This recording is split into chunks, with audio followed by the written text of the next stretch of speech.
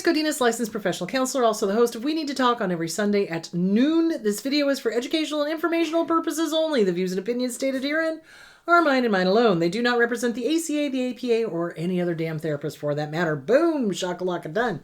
I would like to thank my sponsor, BetterHelp. BetterHelp, BetterHelp.com/Chris Godinez. They're an online therapy company. They are international. So all you do is go online, fill out some questions, and they will set you up with a licensed professional therapist, master's level or PhD level. If you don't like them, you go back and say, hey, didn't like them. Let's put me with somebody else. They do packages, and the packages are affordable, which I think is great. I think it's package of 4. So thank you, BetterHelp.com/Chris Godinez. I've had a lot of good feedback from people. So it is great because they offer chatting, so they can chat along with video. So there that is. Thank you, BetterHelp.com/Chris Godinez. Okay, let's dive into the questions, shall we? So this last week I was talking about the games that they play. So there were some more questions that I wasn't able to get to. So my abuser turns on the waterworks when he's caught cheating, but the rest of the time has no emotions. What is going on? Well, remember, abusers are consummate actors. They are. Seriously, I'd like to present this Academy Award winning performance when caught cheating, really that's what it is. So they can sometimes muster the emotion needed to manipulate, basically. That is an act. If there's no emotion the rest of the time, but they turn on the waterworks when you catch them, well, now here's the other thing. Are they really turning on the waterworks? Because what I see a lot of times with abusers is they do all the, but there's no tears. They don't need to blow their nose. There's no snot running down their nose. So they may sound like they're crying, but they're not. So that is something to pay attention to. So this is why I love watching the Discovery Channel, because they have all the true crime stuff, and I love watching that stuff. There was this one, I've said it before, there was this one where this kid had actually killed another child, and he was up for parole, and the prosecutor was like asking him questions, and he looked like he was crying. He had all the sniffling, nothing coming out of his nothing, no tear ducts going, no snot running down the nose, nothing. It was an act. So that is something to look for. So abusers can muster the appropriate expected response, but they oftentimes cannot muster the tears because they don't really feel it. That's why. So yeah, and if there's no emotion the rest of the time, do yourself a favor. Get out. Save yourself. That is a game. That is playing a game. That is, can I get this person to come back if I turn on the waterworks? So abusers will do that. If they're caught red-handed and there's no other way that they can get out of it, they'll pretend to cry. Do they feel it? No. Do they feel sorry? No. They say they do, but actions speak louder than words. And if this person is a serial cheater, they're showing you who they really are. So I'm sorry. And then they go out and hoe around. No, they're not sorry. They're sorry they got caught. That's really what it is. So when somebody is giving you a sob story and is sounding like they're crying, really look to see that they are. Now, some of them can muster tears. Some of them can. A lot of them can't. So, and the biggest thing is actions speak louder than words. I'm sorry doesn't cut it, especially if they've done this multiple times. No, you're not sorry. You're sorry you got caught. So best advice, get the hell out. It's an act. It's a game. They're trying to see if they can manipulate you and make you feel guilty or sorry for them. Don't fall for it. Get out. Save yourself. Okay, I hope that answered the question. They're actors. That's what they're doing. They're giving the appropriate response, hoping to manipulate you. So yeah. Oh boy. Okay. So my family has sided with the ex. What should I do? Cut him off. Cut him off. Life is too short, guys. And again, not all family is blood.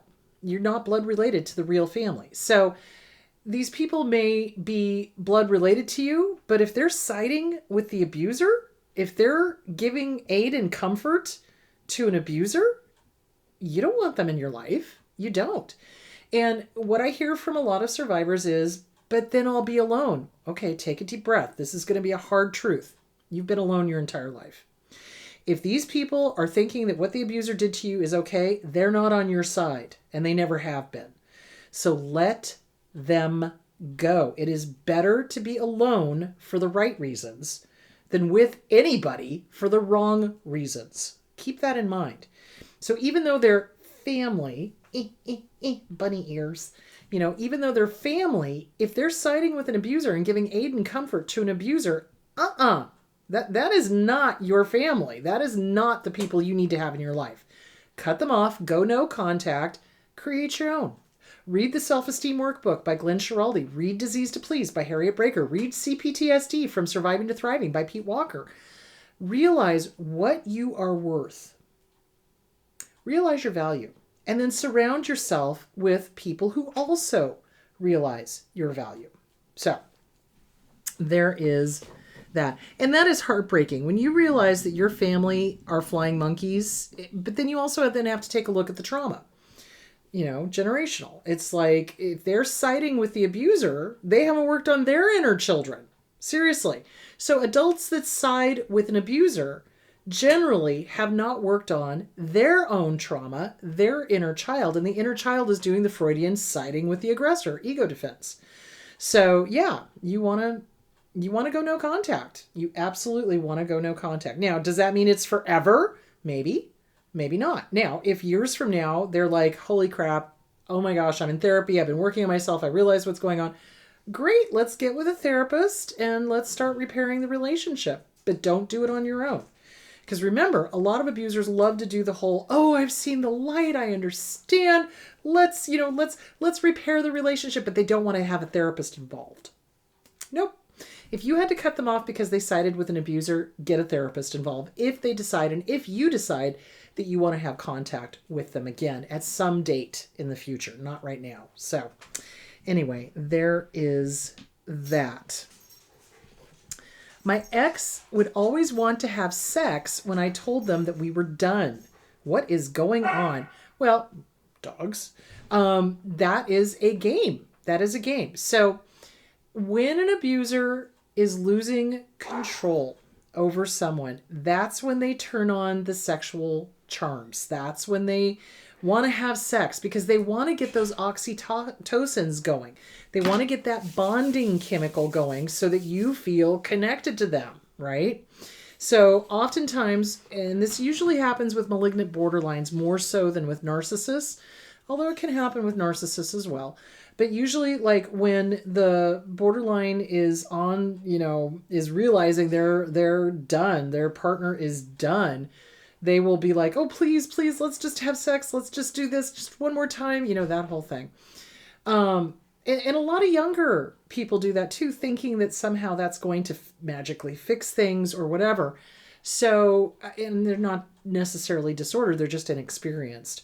So yeah, the turning on the charm, wanting to have sex when you tell them they're done, they want to connect. They want to get the oxytocins going again. If you're done, be done. Don't go back for a booty call. Be done. Be done. Because you don't want to have those oxytocins there. So many people, when they leave an abuser, tell me that they feel like they're going with withdrawals. They are. Because the oxytocin, let's talk about this for a second. Oxytocin is the chemical that bonds moms to babies and couples together. And so these chemicals get released. So when we're with somebody and we're touching each other, boy, those chemicals are getting released all the time. If that person then leaves, those chemicals go crazy, go nuts. And there's nothing else there. And oh my gosh, I want that person. I want to touch them. I want to be with them. Withdrawals. And then the levels finally go down after a while. But that's why we have this physical, literal withdrawal to the abuser. Not the abuse, the abuser, because they have set it up that way. Because they do that love bombing in the beginning where it's touching and sex and this and that and the other thing. And then they start shunning. And then we go, oh my gosh, no, no, no, no, no. Let's fix it. You please, please, please talk to me. And they get a rush out of that because you're begging them to talk to them and or talk to you. And then, then they leave you and you're left with all of these chemicals going, no, no, no, you need to connect with this person. No, no, no, you need to be bonded to this person. And then, of course, they're nowhere to be found. And we start going through withdrawals. And that is why people keep going back. That is part of it. There is a physiological thing that happens when we leave an abuser. Those oxytocins are going crazy because we're not bonding with that person like we were. And they're saying, bond, bond, bond. And they're not there. And so then we go back as soon as they do the Hoover. We go back as soon as they, oh, baby, baby, I've changed. Oh, baby, baby, it'll be different this time. We have these incredible withdrawals. We contact them. It is the hormones talking. Do not listen to your hormones. Do not listen to the oxytocin. Yes, it's painful. Yes, it's awful. Yes, you are going through withdrawals. Do not, listen to me now, believe me later. Listen to me now. Do not contact them. If you go back, the abuse is going to be worse. The time for the love bombing is going to be shorter, and the time for the abuse is going to be longer. So don't fall for it. So that's what's going on. They're trying to stop you from leaving. They're trying to bond you to them with the oxytocin. And you basically don't want to fall for that at all. Ooh, what you said about being kept a secret. My ex kept me a secret and treated our relationship as a secret. So guarantee it. If somebody is keeping you as a secret, they're not introducing you to family and friends, I can guarantee you, take it to the bank and earn interest on it. They're either married or they have a steady long-term girlfriend, or they've got somebody else, or they've got a harem, and they just don't want family and friends to know, because eventually, people start putting two and two together and figure it out. So yeah, anytime you're kept a secret, that is a ginormous, ginormous red flag. Okay, hang on. There was one more I wanted to get to. Can you talk about triangulation of communication? I know that is a game they play. So triangulation of communication is a game of operator. So basically, they're the operator at the top of the triangle. So it's like a triangle. So they're the operator. And they will do things like, well, your sister said such and such about you. Boom. And then this one goes back to the operator. Well, you tell my sister, blah, blah, blah, blah, blah. So now the operator, who's the narcissist, sits back and laughs and goes, ha, ha, ha, look at the pot that I stirred. Look at all the drama I have going. Ha, ha, ha. Yeah, that's a game they play. They do triangulation of communication. So they always have to have stuff going through them. So-and-so said such and such about you. Okay, do you want to know what I do when I hear that? Really? Let's get him on the phone right now. Let's talk. Let's do it. Get him on the phone. And you should watch them backpedal. I know I've talked about this before, but this is a common tactic that they do. And it's a way to have all the power in a conversation, and it's a way to control information. And it's also a way to turn people against each other. Well, and backtracking a bit, if there's a smear campaign going on and somebody says, well, so-and-so said such and such about you, great, get them on the phone right now. Or, really, you're willing to believe the worst of me? Screw you. We're done. Bye-bye. You don't get the best of me. So yeah, it's a control thing. Again, power and control. That is what they are about. So the operator has all the power and control because all of the information is going through the operator as opposed to two people talking directly. And if you look at dysfunctional families, there is triangulating communication going on all over the place, and people don't talk directly to each other. They make assumptions. They assume that what mom or dad said to them was the truth, and it wasn't.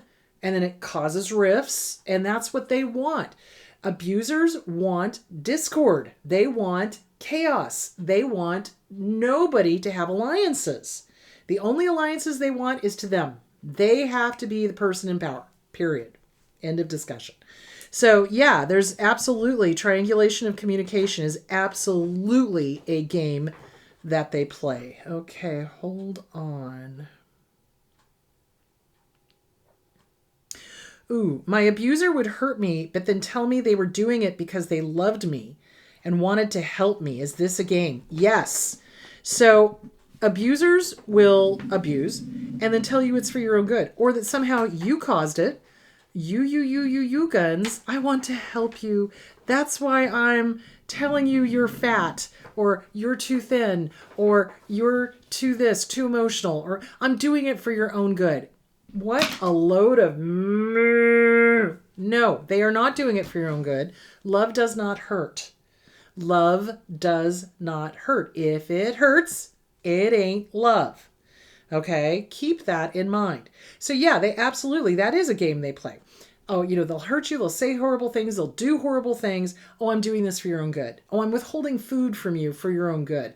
Or I'm feeding you this for your own good. Or I'm telling you this for your own good. And it's hurtful and it's harmful. So yeah, that is absolutely a game that they play.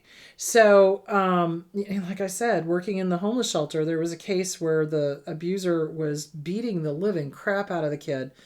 And all the while telling the kid, I'm not doing this. This isn't me doing this. I love you. This isn't me doing...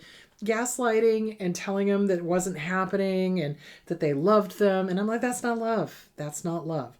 So, yeah, it's crazy. So yeah, they say things, horrible things, hurtful things, and then they tell you it's for your own good. If it hurts, that's not love. And remember, they're sadists. They enjoy inflicting pain. They enjoy inflicting emotional pain. They enjoy inflicting, in some cases, physical pain. So yeah, if somebody is hurting you and they're telling you that they're doing it for your own good, nope.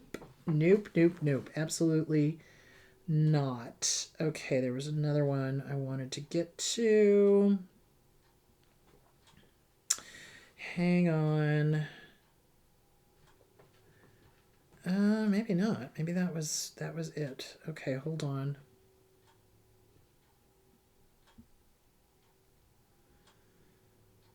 Okay, nope, that's it for this week. Okay. All right, guys. So, this next week I'm going to be talking about if their lips are moving, lies. So it's either going to be titled If Their Lips Are Moving or Lies. One of the two. And I want to talk more about pathological lying. I want to talk more about some of the stuff they do during divorces. I didn't quite get to that this last week. So I want to talk about how they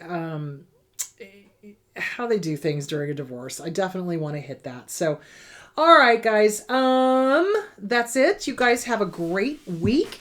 I want to thank my sponsor, betterhelp.com/Chris Godinez. And next week will be lies, or if their lips are moving. So, all right, my loves, you guys be good, and I will talk to you later. Bye.